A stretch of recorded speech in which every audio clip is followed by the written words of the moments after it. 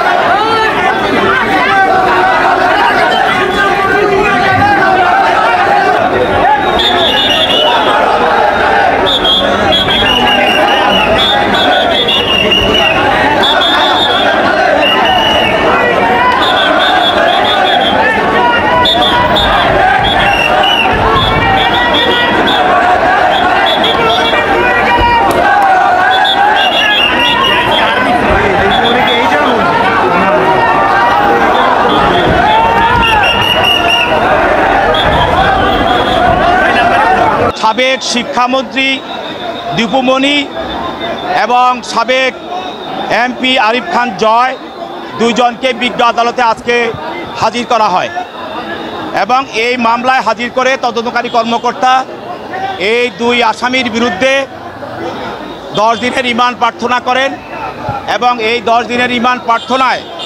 আমাদের সরকারের শিক্ষামন্ত্রী দীপু মনি এবং সাবেক সংসদ সদস্য সংসদ সদস্য জয় তাকে আজকে বিজ্ঞ আদালতে হাজির করা হয় এবং মোহাম্মদপুর থানা মামলায় আবু সাইদ হত্যা মামলায় তাকে এই আদালতে আজকে হাজির করা হয় এবং তদন্তকারী কর্মকর্তা এই মামলা তদন্ত করেন এবং এই মামলার আসামি 1 নম্বর আসামি শেখ হাসিনা, 2 নম্বর আসামি ওবায়দুল কাদের সহ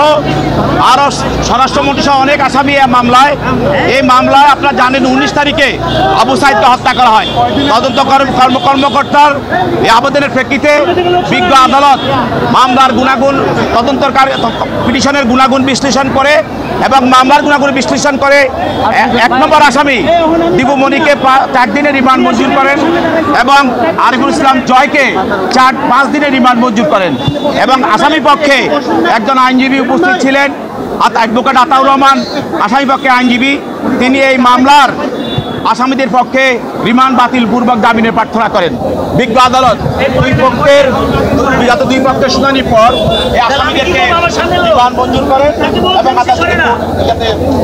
তদন্তকারী কর্মকর্তার নিকট তার কাছে